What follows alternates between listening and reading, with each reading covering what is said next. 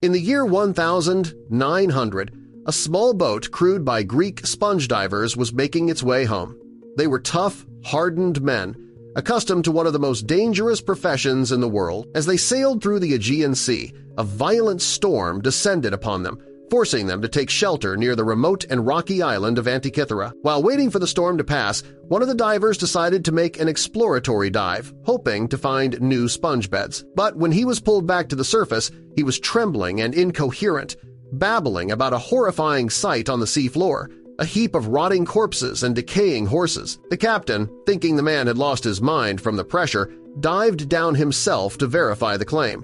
What he found was not a gruesome graveyard, but something far more extraordinary. The diver had seen the ghostly, calcified bronze and marble statues of an ancient shipwreck, a treasure that had been lost to the sea for 2,000 years. But among the priceless art they would later recover was an unassuming, corroded lump of bronze. And for the next century, that single, ignored lump would prove to be the greatest mystery of all, for inside it was a secret that would rewrite the history of science and technology, a device so complex and so advanced that for decades it was something that simply should not exist. But before we start our story, smash that like button, make sure you're subscribed, and hit the notifications bell so you won't miss any of our new, incredible stories. To truly understand this discovery, we must first step into the world of the men who made it. At the turn of the 20th century, the Greek sponge diving industry was a brutal and unforgiving trade, a high-stakes gamble with life and limb. The divers, mostly from the small islands of the Dodecanese like Symi and Kalymnos,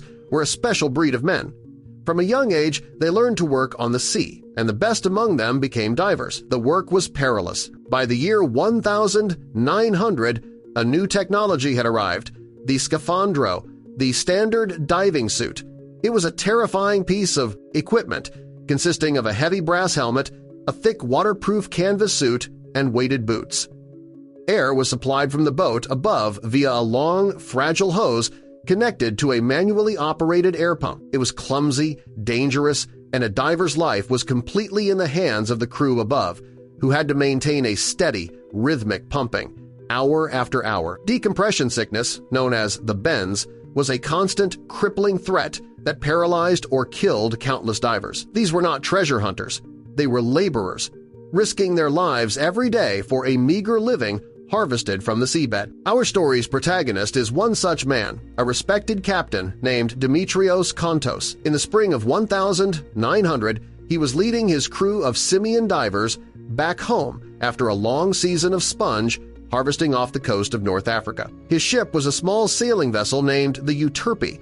As they navigated the sea lane between Crete and the Peloponnesian mainland, a furious storm blew in from the northeast. The sky turned black, and the sea became a churning chaos of massive waves. Captain Kontos, a skilled and experienced mariner, knew he could not risk his ship and crew in the open water. He steered the Euterpe towards the nearest point of land, a small, sparsely populated, and notoriously treacherous island called Antikythera. The island was little more than a jagged rock, a navigational hazard known for its unpredictable currents and sharp reefs. It was a place sailors avoided, but in the face of the storm, its small, sheltered bay offered their only hope of survival. For several days, they rode out the storm, anchored in the relative calm of the island's lee.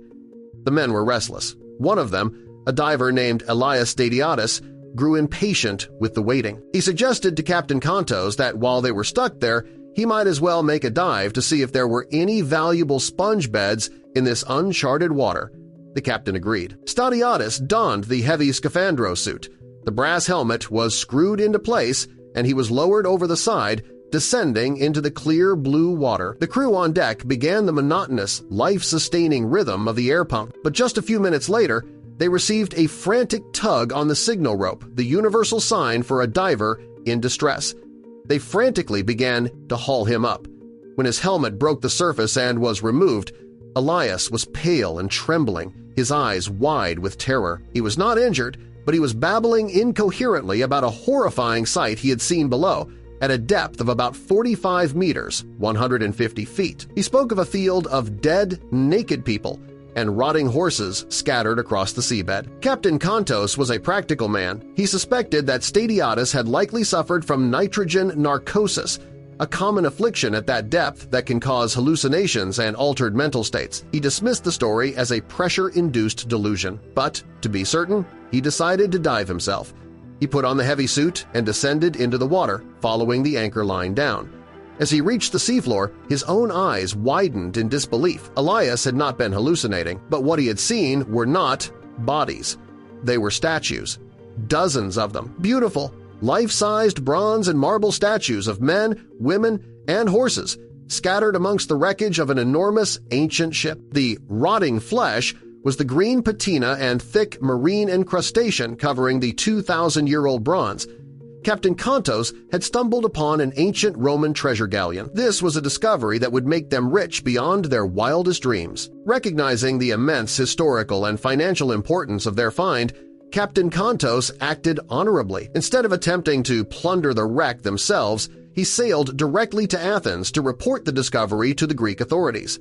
The news caused a sensation. The Greek government, understanding the significance, immediately sponsored the first major state-funded underwater archaeological expedition in history. For the next year, from 1,900 to 1,901, the sponge divers, now working for the government under the supervision of archaeologists, undertook the grueling and incredibly dangerous task of salvaging the wreck.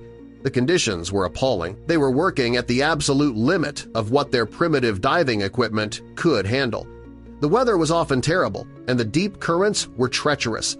The operation was marked by tragedy. One diver died from decompression sickness, and 2 others were permanently paralyzed. But despite the dangers, they succeeded in bringing a breathtaking hoard of ancient treasures to the surface. They recovered magnificent bronze statues, including the world-famous Antikythera youth, a stunningly beautiful statue of a young man. They found intricate marble sculptures, ornate glassware, luxurious pottery, gold, jewelry, and thousands of ancient coins. It was the single greatest collection of ancient Greek treasures ever recovered from the sea. And amongst all this priceless art and treasure, for over a year, the lump of bronze sat on a shelf in the museum, slowly drying out.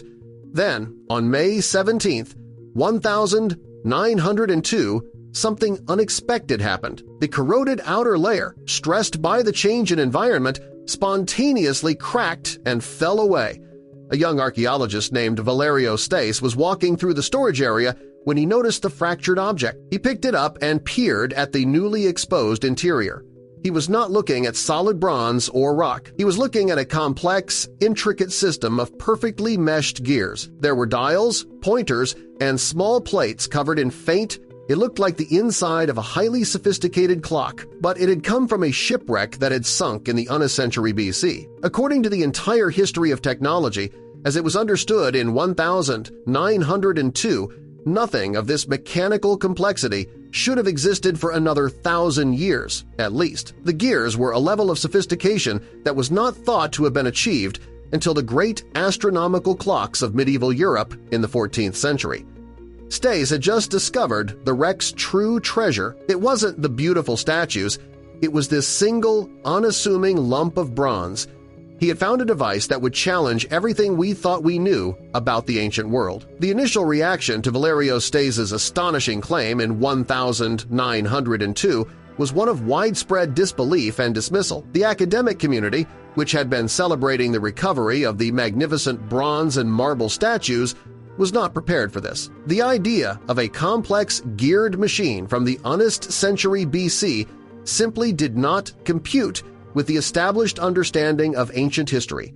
It was an anachronism, a technological ghost. Leading scholars of the time proposed that the object must be a later intrusion, perhaps a 17th century navigational astrolabe or clock that had fallen onto the wreck centuries later. Others simply ignored it, considering it an unsolvable and distracting puzzle. For decades, the Antikythera mechanism, as it came to be known, was relegated to the back rooms of the museum, a mysterious footnote to the main story of the shipwreck's spectacular treasures. It sat in its fractured state, its secrets still locked away, waiting for a new kind of mind, one that could bridge the gap between history and technology. To understand how such a device could have even been conceived, we must journey back to the intellectual world that created it, the Hellenistic period. This was the era following the conquests of Alexander the Great in the 4th century BC, a time when Greek culture, language, and scientific thought spread across the known world. It was a golden age of inquiry and innovation,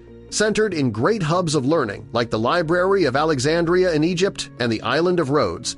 This was the world of giants. It was the world of Euclid, who laid the foundations of geometry. It was the world of Eratosthenes, who calculated the circumference of the Earth with astonishing accuracy. And most importantly, it was the world of Archimedes of Syracuse and Hipparchus of Rhodes. Archimedes was a legendary mathematician and engineer, famous for his war machines and his ingenious mechanical devices. Ancient writers like Cicero described Archimedes creating a type of mechanical planetarium, a bronze sphere that replicated the motions of the sun, moon, and the 5 known planets. Hipparchus, working in the 12th century BC, is considered the greatest observational astronomer of antiquity. He meticulously charted the positions of over 850 stars, calculated the length of the year to within 6.5 minutes, and even discovered the precession of the equinoxes, the slow wobble of the Earth's axis. The ancient Greeks possessed the mathematical knowledge and the astronomical data. They understood the complex cycles of the cosmos. The question that baffled historians for so long was, did they also possess the technology to model these cycles mechanically? The Antikythera mechanism suggested that the answer was a resounding yes, and that an entire branch of sophisticated, ancient technology had been lost to history. For half a century, the mechanism remained a curiosity for only a handful of scholars. The true rediscovery of the object began in the 1950s, thanks to the obsessive dedication of a British historian of science at Yale University named Derek de Sola Price. He encountered the mechanism at the museum in Athens, and, unlike his predecessors, he was not willing to dismiss it. He became convinced that it was the key to understanding a lost chapter of technology. He dedicated the next 2 decades of his life to solving its puzzle. In 1971, he collaborated with a Greek radiologist to conduct the first major scientific investigation of the artifact. Using X-ray and gamma-ray photography, they were able to peer inside the corroded bronze fragments for the first time. What they saw was breathtaking. The images revealed a complex system of at least 30 interlocking gears arranged in a sophisticated train, like the inner workings of a fine Swiss watch. Price meticulously counted the teeth on the gears and began to understand their relationships. In a landmark 1,974 article in Scientific American, he published his findings, declaring the Antikythera mechanism to be, in his words, the world's first analog computer, a mechanical calculator of the cosmos. His work was groundbreaking, but the images were still too grainy to reveal all the device's secrets. That would have to wait for the technology of the 20th century. In the early 2000s, a new international collaboration called the Antikythera Mechanism Research Project, AMRP, was formed. This team brought cutting-edge technology to bear on the ancient mystery. They used high-resolution surface imaging to read the faint, almost invisible inscriptions on the device's outer plates. And most importantly, they used a custom-designed 8-ton X-ray computed tomography (CT) scanner to create a complete, high-resolution 3D model of the mechanism's interior. For the first time, they could digitally dissect the device, separate every single gear, count every tooth, and read the inscriptions hidden deep inside. The full, staggering genius of the device was finally revealed. The Antikythera mechanism was an incredibly sophisticated, geared astronomical calculator. On the front was a large single dial that showed the position of the sun and the moon in the sky. It had 2 pointers, one for the sun and one for the moon, which moved across a concentric ring representing the 365-day Egyptian calendar and another ring representing the 12 signs of the Greek zodiac. A third, smaller pointer, by rotating a small black and white sphere, showed the phase of the moon. This front dial was, in itself, a marvel of mechanical engineering, but the true genius of the device was hidden on the back. But it was the lower spiral dial that held the device's most astonishing secret. After painstaking analysis of the inscriptions and the gear trains, the research team discovered its function. It was an eclipse prediction machine. The dial was marked with glyphs indicating when lunar and solar eclipses were likely to occur, based on another ancient astronomical cycle known as the Saros cycle. The ancient Greeks knew that eclipses tended to repeat in a pattern every 223 lunar months. This dial was a mechanical representation of that cycle, a way to predict future eclipses.